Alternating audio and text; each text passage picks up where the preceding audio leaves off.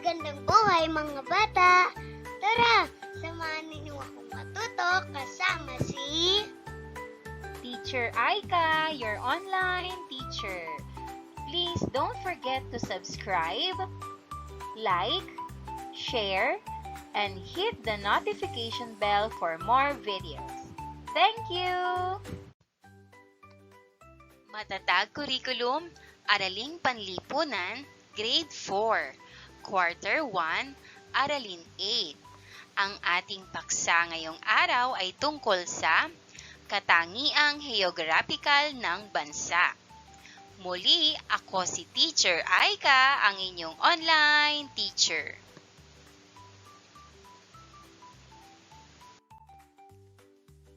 Mga kasanayan at layunin. Napahahalagahan ang mga katangiang geographical ng bansa.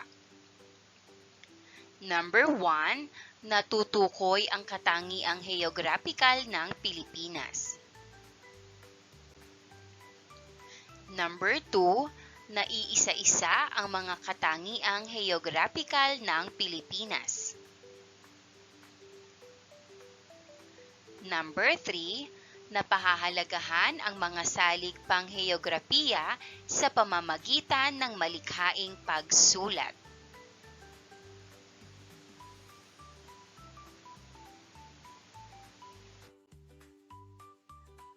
Magbalik-aral muna tayo. Gawain i-connect. Panuto, suriin ang talata. Pupunan ng tamang sagot ng mga mag-aaral ang mga patlang mula sa mga pagpipilian sa kahon ng kaalaman. Narito ang mga pagpipilian. Geograpiya. Katangiang. Estratehiyang. Pilipinas. Pinagkukunang yaman. Pagdedepensa. Silangan. Archipelago. Malalaking. Hiwa-hiwalay.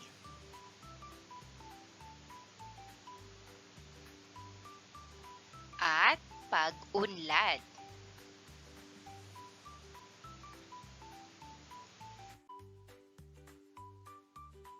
Basahin natin ang talata. Ang patlang ay tumutukoy sa pag-aaral ng patlang pisikal ng lugar tulad ng lokasyon, hugis, sukat, lawak, klima, anyong lupa, anyong tubig, at iba pang patlang. Ang patlang lokasyon ng patlang ay angkop sa patlang laban sa pananalakay ng mga bansa sa patlang. Ang Pilipinas ay isang patlang na binubuo ng maliliit at patlang pulo na patlang. Ito ay may maganda at di magandang epekto sa patlang ng bansa.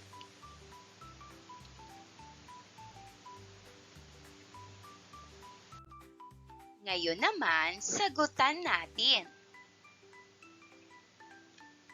Ang geograpiya ay tumutukoy sa pag-aaral ng katangiang pisikal ng lugar tulad ng lokasyon, hugis, sukat, lawak, klima, anyong lupa, anyong tubig, at iba pang pinagkukunang yaman. Ang estratehiyang lokasyon ng Pilipinas ay angkop sa pagdedepensa laban sa pananalakay ng mga bansa sa silangan. Ang Pilipinas ay isang arkipelago na binubuo ng maliliit at malalaking pulo na hiwa-hiwalay. Ito ay may maganda at di magandang epekto sa pag-unlad ng bansa.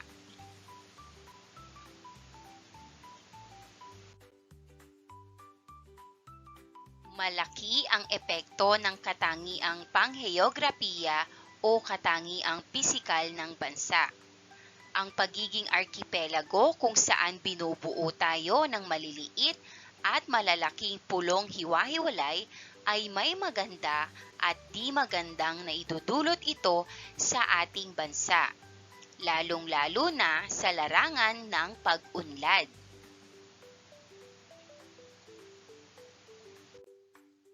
Paglinang sa kahalagahan sa pagkatuto, gawain salidumay. Panuto, ipakinig sa mga mag-aaral ang awiting Salidumay ni Grace Nono. Pagkatapos ay ipasagot ang mga pamprosesong tanong sa ibaba. Narito ang mga pamprosesong tanong. Una, batay sa awitin, ano-anong mga yaman ang nabanggit mayroon ng Pilipinas? Ikalawa, sa iyong palagay, mayaman ba sa likas na yaman ang Pilipinas? Patunayan.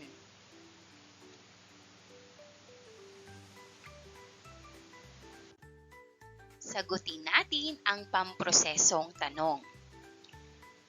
Una, batay sa awitin, ano-anong mga yaman ang nabanggit na mayroon ang Pilipinas?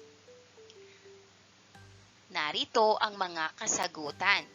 Yamang lupa, tumutukoy ito sa kalupaan ng bansa, tulad ng mga bundok, kagubatan at iba pang anyong lupa. Yamang tubig, kasama rito ang mga ilog, lawa, dagat at iba pang anyong tubig. Yamang puno, ang mga kagubatan at puno na nagbibigay ng mga mapagkukunan tulad ng kahoy, prutas at iba pang pangangailangan. Yamang hangin, tumutukoy sa malinis at sariwang hangin na mahalaga para sa kalusugan at kalikasan. Yamang tao, ang mga mamamayan na may kakayahan at talino na nag-aambag sa pag-unlad ng bansa. Yamang diwa, ang espiritual na yaman at kultura ng bansa. Yamang malay, tumutukoy sa kolektibong kamalayan at intelektual na kakayahan ng tao. Yamang kaluluwa, ang mga espiritual na aspeto at pagmamahal sa kultura at kasaysayan ng bansa. Ikalawa, sa iyong palagay, mayaman ba sa likas na yaman ang Pilipinas? Patunayan. Ang sagot, oo, mayaman ang Pilipinas sa likas na yaman. At narito ang ilang patunay. Lupa. Ang Pilipinas ay mayaman sa mga mineral tulad ng ginto, tanso at nikel. Ang bansa ay isa sa mga pangunahing producer ng mga ganitong mineral sa Asya. Tubig. Ang bansa ay napapaligiran ng dagat at may maraming mga ilog at lawa. Ang Sulu Sea at Philippine Sea ay mga mahahalagang lugar para sa marine biodiversity. Puno at kagubatan. Mayaman ang Pilipinas sa mga kagubatan na nagbibigay ng iba't ibang uri ng kahoy at iba pang produktong gubat. Gayun din, ang mga kagubatan ay tahanan ng maraming endemic na species ng hayop at halaman. Hangin. Ang bansa ay may iba't ibang klima at malinis na hangin sa maraming lugar, kahit na may mga isyu ng polusyon sa mga urban na lugar. Kultura at kaalaman. Ang mayamang kultural na pamana ng Pilipinas, kabilang ang mga tradisyon, wika, sining at kasaysayan ay nagbibigay sa bansa ng isang natatanging pagkakakilanlan at yaman na hindi nasusukat sa materyal na aspeto.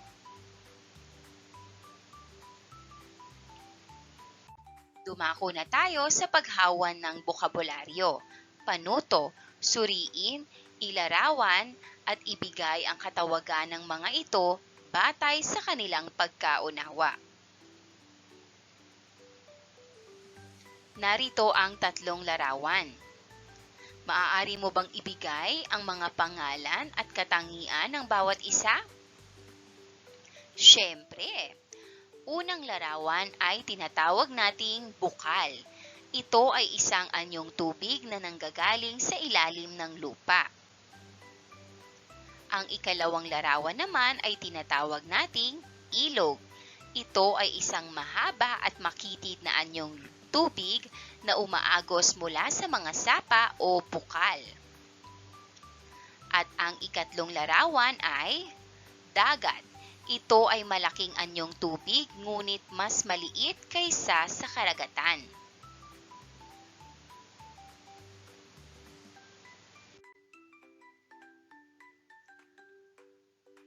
Narito ang ilang mga katanungan. Una, naging madali ba sa iyo na ihambing at alamin ang mga nasa larawan? Maaaring sagot, oo, madaling ihambing ang bukal, ilog at dagat dahil sa kanilang mga natatanging katangian. Ikalawa, napuntahan mo na ba ang mga nasa larawan? Maaaring sagot, syempre, ibahagi ang sagot sa iyong klase. Ikatlo, maipagmamalaki mo ba ang mga nasa larawan at bakit? Maaaring sagot, oo, maipagmamalaki ko ang mga nasa larawan. Ang bawat isa, bukal, ilog at dagat, ay may sariling kagandahan at kahalagahan sa kalikasan. Ang bukal ay pinagmumulan ng malinis na tubig. Ang ilog ay nagbibigay buhay sa mga ekosistema at ang dagat ay mayaman sa biodiversity. Lahat sila ay mahalaga sa ating kapaligiran at may espesyal na papel sa mundo. Dumako na tayo sa katangiang heograpikal ng bansa. Pagproseso ng pag-unawa. Gawain, lugar ko, ilarawan ko. Panuto, sa pamamagitan ng bond paper, coloring materials at lapis, ilarawan ang tahanan na kinatatayuan nito. Iguhit ang paligid nito sa pamamagitan ng pagsagot sa mga gabay na tanong na babanggiti ng guro. Gawin ito sa loob ng 10 minuto.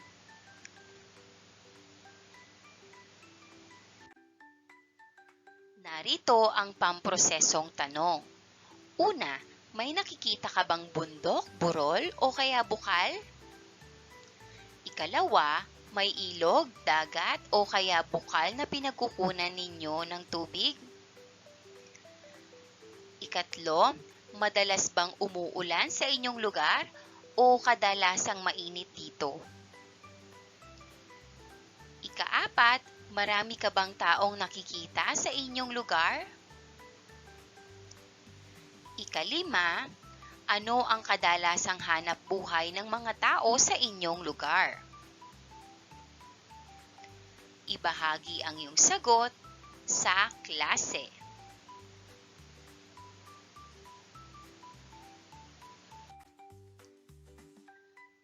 Pinatnubayang pagsasanay.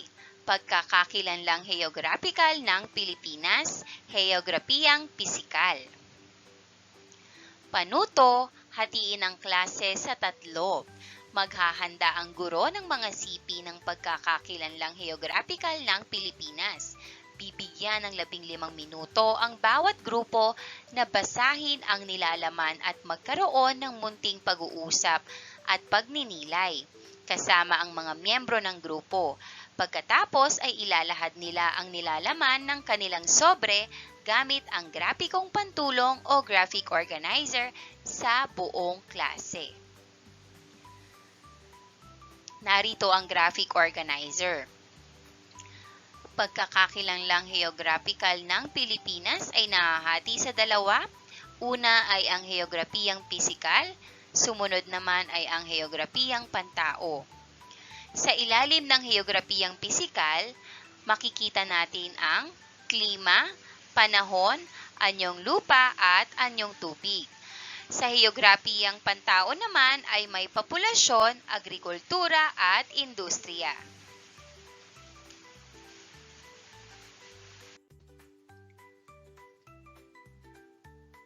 Narito ang pagpapaliwanag o maaaring gamiting sipi ng guro. Ang pagkakakilanlang geographical ng Pilipinas ay nakaugat sa iba't ibang aspeto ng heograpiya ng bansa. Sa heograpiyang pisikal, isinasalaysay ang mga anyong lupa tulad ng mga bundok, kapatagan at baybayin na bumubuo sa pisikal na estruktura ng Pilipinas.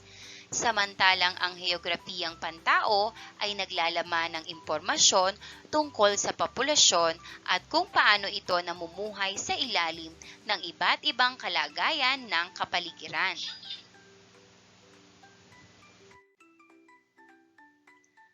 Ang klima ng Pilipinas, nakilala sa pagiging tropikal at may dalawang pangunahing panahon, tag-init at tag-ulan, ay may malaking epekto sa agrikultura.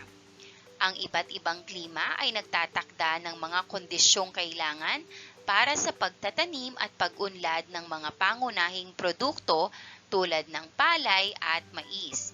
Dagdag pa rito, ang mga aspeto ng industriya at panahon ay malapit na konektado sa ekonomiya at paraan ng pamumuhay ng mga tao na nagbibigay diin sa koneksyon sa pagitan ng heograpiya at pang-araw-araw na buhay.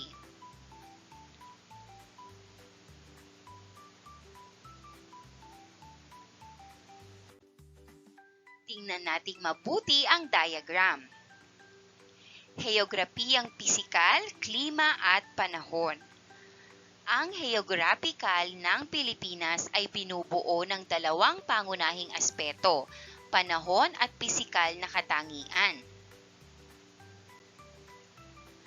Pisikal na katangian, ang pisikal na aspeto ng bansa tulad ng mga bundok, kapatagan at baybayin ay may epekto sa distribusyon ng ulan at hangin. Halimbawa, ang mga bundok ay maaaring magdulot ng orographic rainfall, kung saan ang western slopes ay tumatanggap ng mas maraming ulan dahil sa pag-akyat ng hangin, habang ang eastern slopes ay maaaring maging mas tuyo. Samantalang ang panahon, ang tropikal na klima ng Pilipinas na may tag-init o dry season at tag-ulan, rainy season, ay may malaking epekto sa agrikultura at pang-araw-araw na buhay. Ang tag-ulan ay nagbibigay ng mahalagang ulan na kinakailangan para sa mga pananim, habang ang tag-init ay nagdadala ng mga kondisyon na angkop para sa pag-aani at iba pang gawain.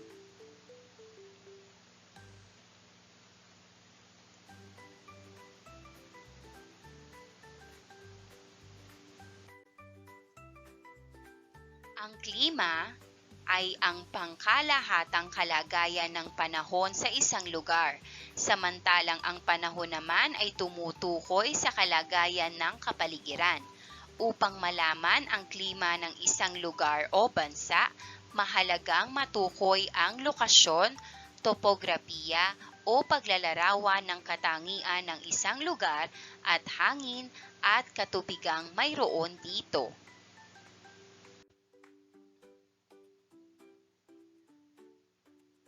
Ang klima ng bansa ay nakabatay sa kinalalagyan nito sa mundo. Ang Pilipinas ay malapit sa Ecuador at nasa mababang latitude, kaya tropikal ang klima dito. Matinding sikat ng araw ang nararanasan dito dahil direkta itong nasisikatan ng araw. Ngunit dahil sa pagiging insular o maritima, nitong bansa o napapaligiran ito ng mga katubigan tulad ng Bashi Channel sa Hilaga, Celebes Sea at Sulu Sea sa timog, West Philippine Sea sa kanluran at Karagatang Pasipiko at Dagat Pilipinas sa silangan ay nakararanas pa rin ng malamig na klima na nagmumula sa hangin galing sa Karagatang Pasipiko at Dagat Kanlurang Pilipinas.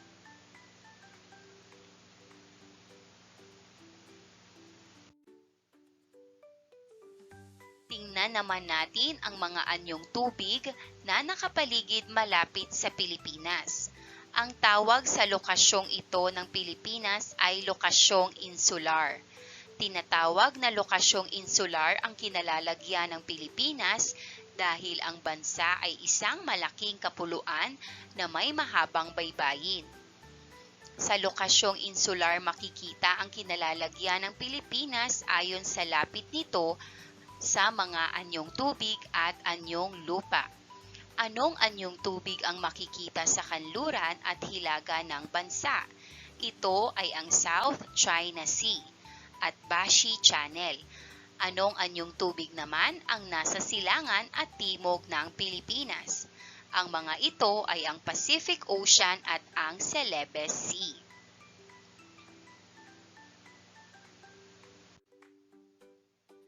Nararanasan din ang iba't ibang klima sa Pilipinas dahil sa iba't ibang salik tulad ng temperatura, taas ng lugar, galaw ng hangin at dami ng ulan.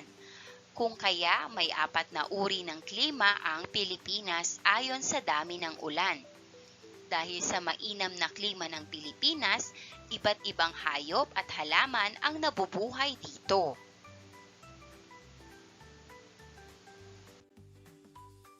Pamprosesong tanong. Una, ano ang klima? Ano ang pagkakaiba nito sa panahon? Ikalawa, paano nalalaman ang klima ng isang lugar? Ikatlo, ano ang klima ng Pilipinas at bakit? Ikaapat, bakit nakararanas ng iba't ibang klima sa Pilipinas? Sagutin natin ang mga katanungan. Una, ano ang klima? Ano ang pagkakaiba nito sa panahon? Ang sagot, ang klima ay pangmatagalang kalagayan ng panahon sa isang lugar, samantalang ang panahon ay kasalukuyang kalagayan ng kapaligiran sa isang tiyak na oras at araw. Ikalawa, paano nalalaman ang klima ng isang lugar? Maaaring sagot, tinutukoy sa pamamagitan ng lokasyon, topografiya at mga hangin at katubigan sa lugar. Ikatlo, ano ang klima ng Pilipinas at bakit? Ang sagot, ang klima ng Pilipinas ay tropikal. Ito ay dahil ang bansa ay malapit sa Ecuador at nasa mababang latitude. Dahil dito, madalas itong nakararanas ng matinding sikat ng araw at mainit na temperatura. Gayon din ang pagiging insular ng Pilipinas at ang pagkakalibot nito ng mga katubigan tulad ng Bashi Channel, Celebes Sea, Sulu Sea, West Philippine Sea at Karagatang Pasipiko ay nag-aambag sa pag-regulate ng temperatura at pagdadala ng malamig na hangin mula sa mga karagatang ito. Bakit nakararanas ng iba't ibang klima sa Pilipinas? Ang sagot, dahil sa taas ng lugar, galaw ng hangin, temperatura at dami ng ulan.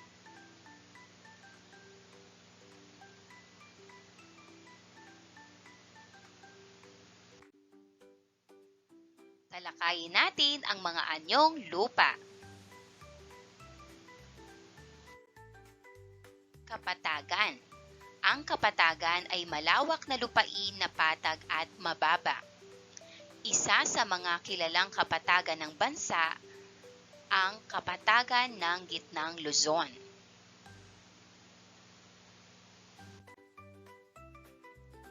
Bundok. Ang bundok ay ang pinakamataas na anyong lupa. Ang pinakamataas na bundok sa bansa ay ang Bundok Apo na makikita sa Davao. Ang pinakamahabang hanay ng bundok sa Pilipinas ay ang Sierra Madre na nasa gitnang Luzon, ngunit ang kahabaan nito ay umaabot hanggang sa Timog Luzon. Nasasakop nito ang mga lalawigan ng Cagayan, Isabela, Nueva Vizcaya, Nueva Ecija, Quirino, Aurora at Quezon. Ang pinakamataas na tuktok na nararating sa Sierra Madre ay mga 2,000 metro mula sa pantay dagat.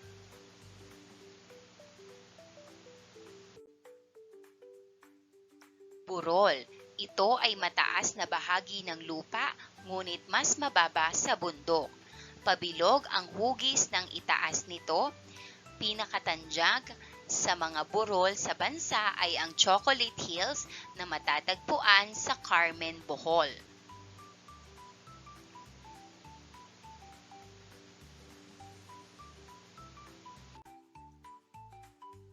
Talampas. Ito ay mataas na bahagi ng lupa, ngunit patag ang ibabaw. Ang lungsod ng Baguio sa Benguet na matatagpuan sa gawing hilaga ng Luzon ang pinakatanyag na talampas sa bansa.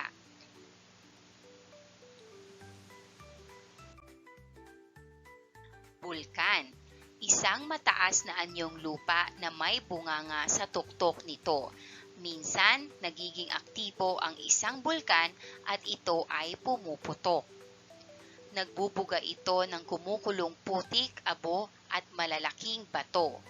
Ang bulkang Mayon ang pinakatanyag na bulkan sa Pilipinas na makikita sa Legazpi, Albay.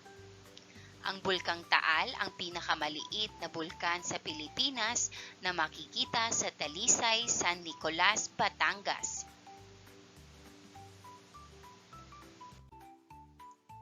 Lambak. Ang lambak ay patag na lupa sa pagitan ng bundok. Ang lambak ng Cagayan sa Hilagang Luzon ay isang halimbawa nito.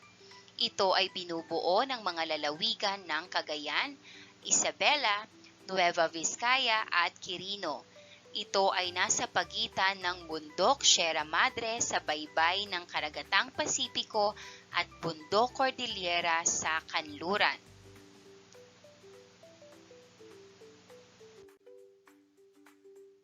Pamprosesong tanong.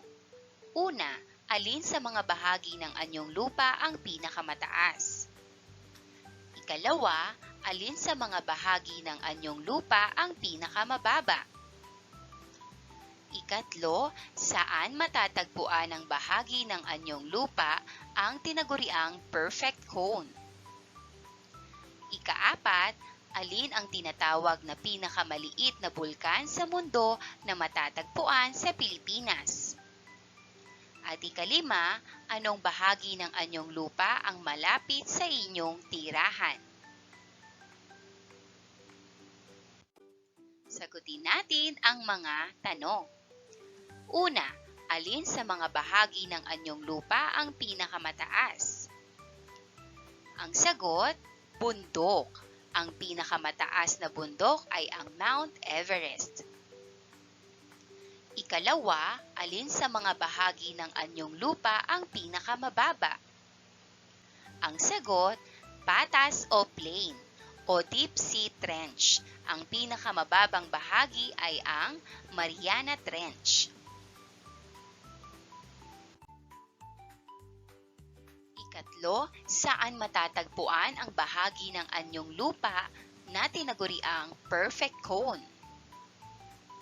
Ang sagot, Mount Mayon sa Pilipinas. Ikaapat, alin ang tinatawag na pinakamaliit na bulkan sa mundo na matatagpuan sa Pilipinas? Ang sagot, Taal Volcano. Ikalima, anong bahagi ng anyong lupa ang malapit sa inyong tirahan? Ang sagot dito ay depende sa iyong tirahan. Halimbawa, maaaring ito ay bundok, baybayin, kapatagan o ilog.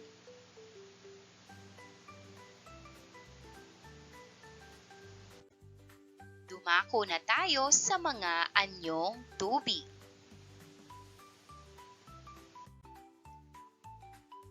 Talon, isang anyong tubig na bumubulusok mula sa mataas na lugar patungo sa mababang lugar. Halimbawa, ang Pagsanghan Falls sa Pilipinas. Batis, isang maliit na anyong tubig na umaagos mula sa isang pinagmumulan sa burol o bundok at dumadaloy papunta sa isang ilog, lawa o dagat. Ang batis ay karaniwang malinis at malamig ang tubig at madalas itong matatagpuan sa mga bundok o kagubatan. Halimbawa, ang batis ng Mambukal sa Negros Occidental na matatagpuan sa Pilipinas.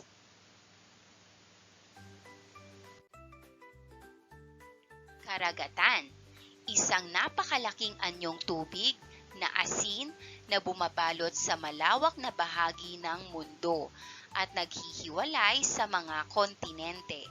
Ang karagatan ay mas malaki, mas malalim at mas malawak kaysa sa dagat. Ang karagatan ay may malaking papel sa regulasyon ng klima, pagkakaroon ng biodiversidad at sa pandaigdigang sistema ng panahon.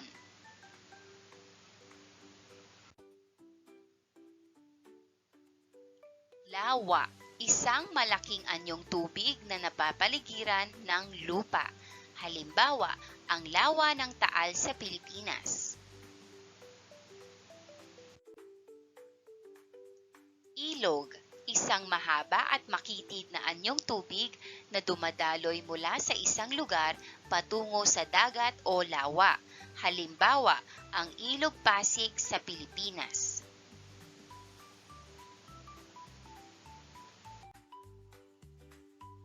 Hipot, isang makitid na anyong tubig na naghihiwalay sa dalawang piraso ng lupa at nag-uugnay sa dalawang mas malalaking anyong tubig.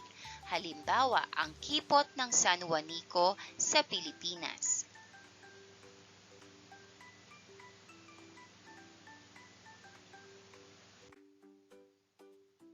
Look, isang bay na bahagyang nakalubog sa lupa. Kadalasang mas malaki at mas malalim kaysa sa isang bukirin. Halimbawa, ang Look ng Manila sa Pilipinas.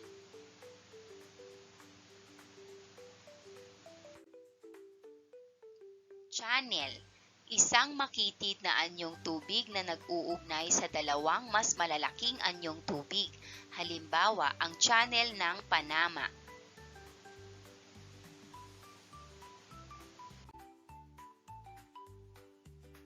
Dagat, isang malaking anyong tubig na asin na mas malaki kaysa sa Look at bay. Ang dagat ay bahagi ng karagatan at nagbibigay ng mahalagang tahanan sa maraming uri ng hayop at halaman. Halimbawa, ang dagat ng Pilipinas na matatagpuan sa pagitan ng mga pangunahing pulo ng bansa.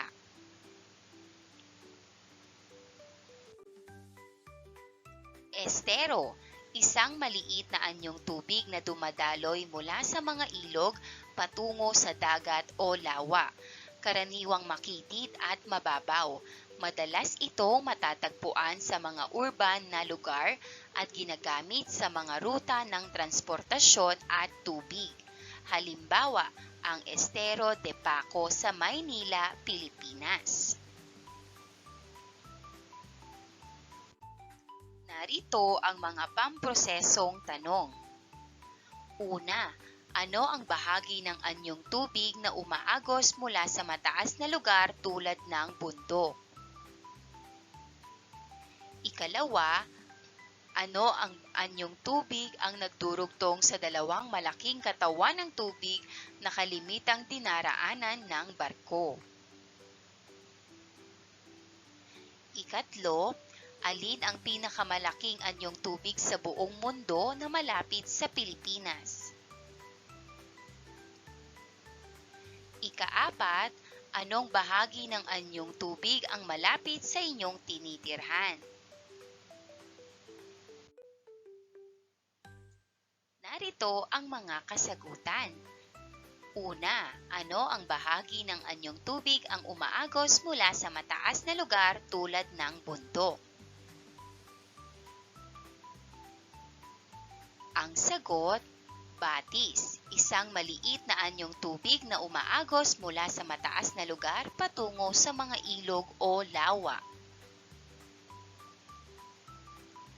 Ikalawa, ano ang bahagi ng anyong tubig ang nagdurugtong sa dalawang malaking katawan ng tubig na kalimitang dinaraanan ng barko? Ang sagot, channel, isang makitid na anyong tubig na nag-uugnay sa dalawang malaking katawan ng tubig.